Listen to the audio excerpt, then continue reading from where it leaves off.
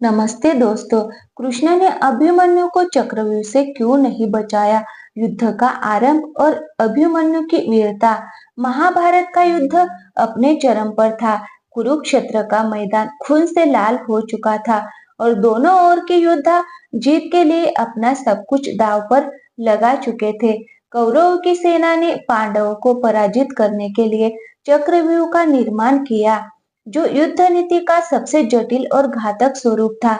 चक्रव्यूह को भेदने की कला कुछ गिने चुने योद्धाओं को ही आती थी। अभिमन्यु, जो अर्जुन और सुभद्रा का पुत्र था, बचपन से ही बहादुरी और ज्ञान का प्रतीक रहा।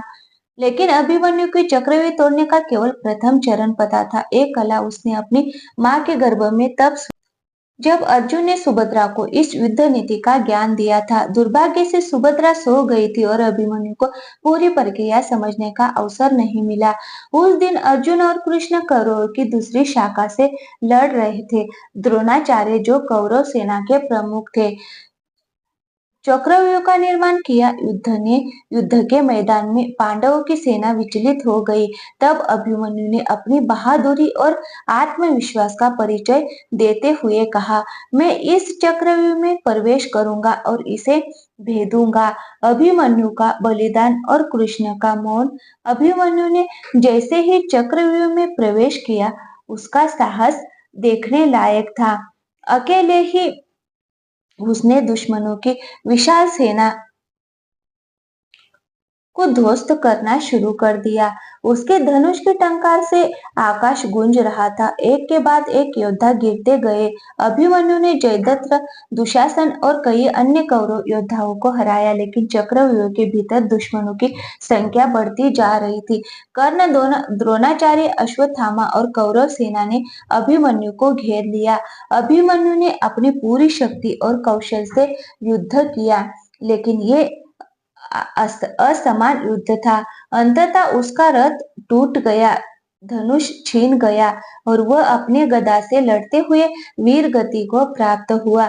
युद्ध क्षेत्र में हर और शोक फैल गया। अभिमन्यु के बलिदान ने पांडवों के हृदय को तोड़ दिया। युधिष्ठिर, भीम और अन्य भाई क्रोध और दुख में भर उठे, लेकिन सबसे बड़ा सवाल यह था, कृष्ण ने अभिमन्यु को बचाने के लिए कुछ क्यों नहीं किया? अभिमन्यु के बलिदान के बाद अर्जुन और द्रौपदी रोष में थे। उन्होंने कृष्ण से पूछा, हे केशव, आप तो सर्वशक्तिमान हैं, आपने अभिमन्यु को क्यों नहीं बचाया? क्या उसकी मृत्यु टाली नहीं जा सकती थी? कृष्ण ने गहरी सांस ली और उत्तर दिया, अर्जुन, मेरी भूमिका सृष्टि के नियमों का पालन करना है। हस्तक्षेप मैं हस्तक्षेप तभी करता हूँ जब धर्म संकट में हो। अभिमन्यु का बलिदान इस युद्ध का महत्वपूर्ण मोड़ था। ये युद्ध केवल तुम्हारी या मेरी जीत के लिए नहीं है, ये धर्म और अधर्म के बीच का संघर्ष है। कृष्ण ने आगे कहा, अभिमन्यु ने अपने जीवन का सर्वोत्तम योगदान दिया।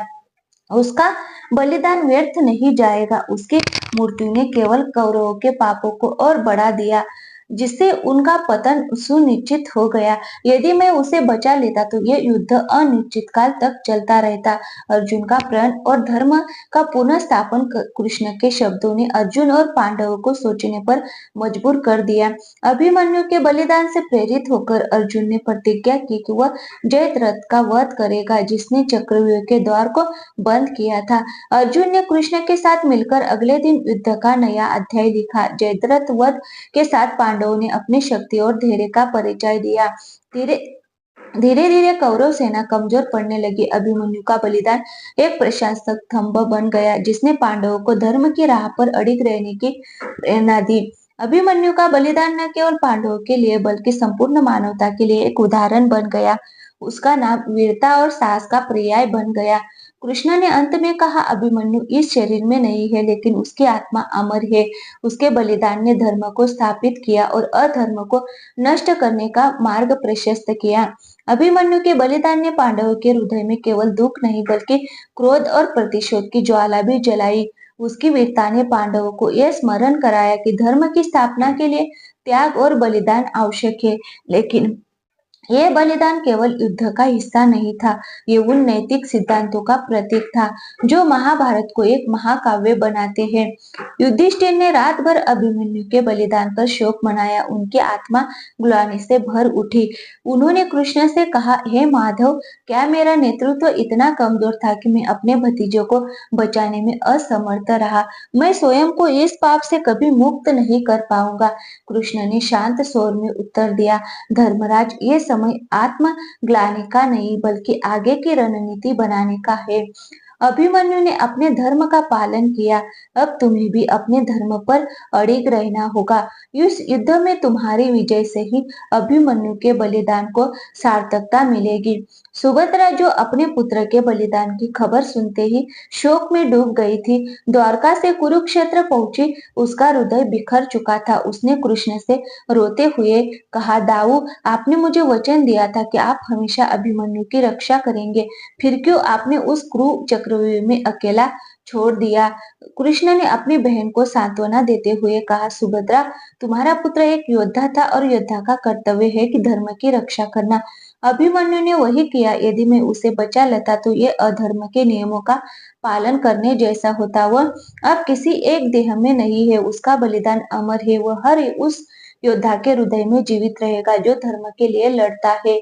अभिमन्यु के बलिदान के अगले दिन पांडवों ने कौरवों को सबक सिखाने की योजना बनाई। अर्जुन, जो अभिमन्यु की मृत्यु के बाद गहरे शोक में था, वो अपनी प्रतिज्ञा ली, यदि सूर्यास्त तक मैंने जयद्रथ का वध नहीं किया तो मैं अग्नि में प्रवेश कर जाऊंगा। ये प्रतिज्ञा सुनकर कौरव सेना भयभीत हो गई। जयद्रथ, जिसने अभिमन्यु को चक्रव्यूह में फंसने दिया था, अपने प्राणों की रक्षा के लिए द्रोणाचार्य और कर्ण की शरण में गया। कौरवों ने जयद्रथ की रक्षा के लिए अभेद्य रक्षा कवच तैयार किया। कृष्ण ने अर्जुन को सलाह दी, हे पार्थ, जयद्रथ तक पहुंचने के लिए तुम्हें धैर्य और कुशल रणनीति की आवश्यकता होगी। याद रखो, ये केवल शक्ति का नहीं बल्कि समय और बुद्धिमानी का युद्ध है। युद्ध के मैदान में अर्जुन ने अपने धनुष गांडीव से ऐसी वर्षा की कि कौरव सेना बिखर गई, लेकिन जयद्रथ तक पहुंचने के लिए समय कम था। सूर्यास्त का समय निकट आ रहा था। तभी कृष्ण ने अपनी माया का सहारा लिया और सूर्य को क्षण भर के लिए ढक दिया। कौरवों ने सोचा कि सूर्यास्त हो चुका है और जयद्रथ ने उत्सव मनाना शुरू कर दिया। कृष्ण ने अर्जुन से कहा, अब समय आ गया है पार्थ, ये तुम्हारे बाण की आखिरी परीक्षा है। अर्जुन ने अपने दिव्यास्त्र से जयद्रथ का वध कर दिया। जयद्रथ के वध के बाद युद्ध में पांडवों की स्थिति मजबूत हो गई। अभिमन्यु के बलिदान से प्रेरित होकर पांडवों ने अपनी सभी कमजोरियों को ताकत में बदल दिया। धीरे धीरे कौरव सेना की हार सुनिश्चित हो गई। महाभारत का युद्ध समाप्त होने के बाद युधिष्ठिर ने धर्म की स्थापना की और अभिमन्यु के बलिदान को श्रद्धांजलि दी। उन्होंने कुरुक्षेत्र में एक स्मारक बनवाया जो हर योद्धा को ये याद दिलाए कि धर्म की रक्षा के लिए सबसे बड़ा बलिदान भी छोटा है। कृष्ण ने अंत में कहा, अभिमन्यु केवल अर्जुन का पुत्र नहीं, वह धर्म की आत्मा था।